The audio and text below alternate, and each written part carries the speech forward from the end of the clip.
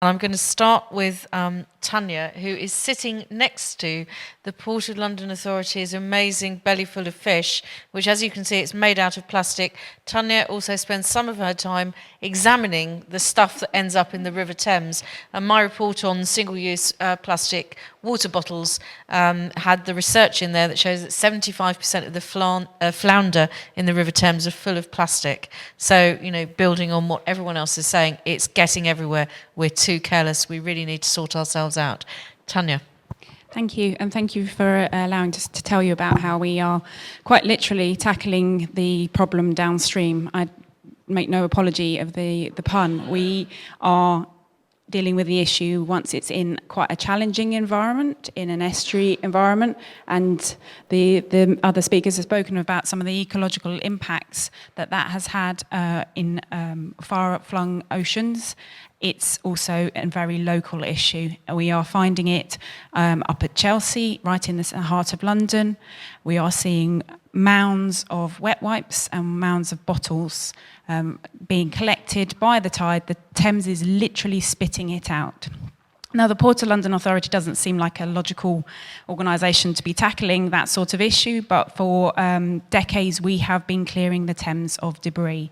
In the 1970s, it was large items like trees that were causing impacts on navigation, bringing trade into London, taking it off the roads. Nowadays, while the volume is still very high, the weight is much, much lower. So we're going from 900 tonnes to about 200 tonnes. But that still will fill in a year the Blackwall Tunnel bore.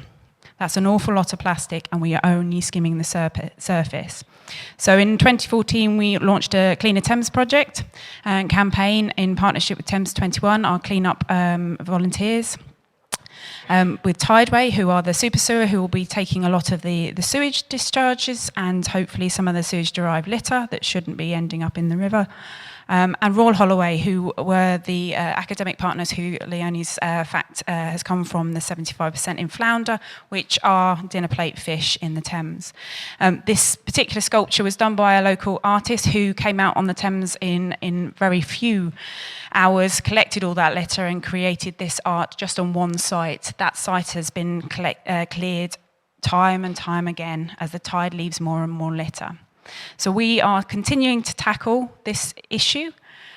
It's very difficult to tell people that there is an issue just although they commute to work over the bridges and come to London Bridge, cross the bridge.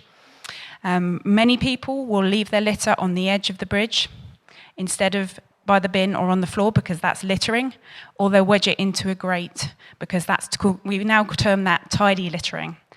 The problem with that is the grates generally are surface water outfalls. They drain straight into the Thames, as do the litter on the bank, on the bridge arches and on the walls, straight into the Thames.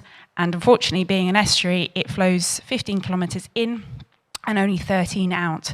So most of the litter that's ever fallen in the Thames, except what we've been able to capture, is retained.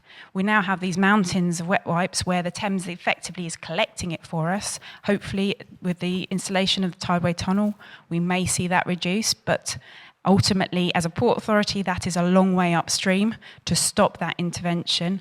And we're continuing to work with the likes of Paul Rose, which is the National Geographic explorer, to try and tackle some of those issues. But we now have secondary plastics. So in microbeads, we have predominance of microbeads in the Thames. We have secondary plastics. So these are plastics that were right at the very beginning of use of plastic items that have basically been tossed around by the Thames, broken up into smaller and smaller pieces. So we have now convened with the GLA and ZSL and a number of other NGOs and academic partners, the Thames Litter Forum, to tackle that very local issue.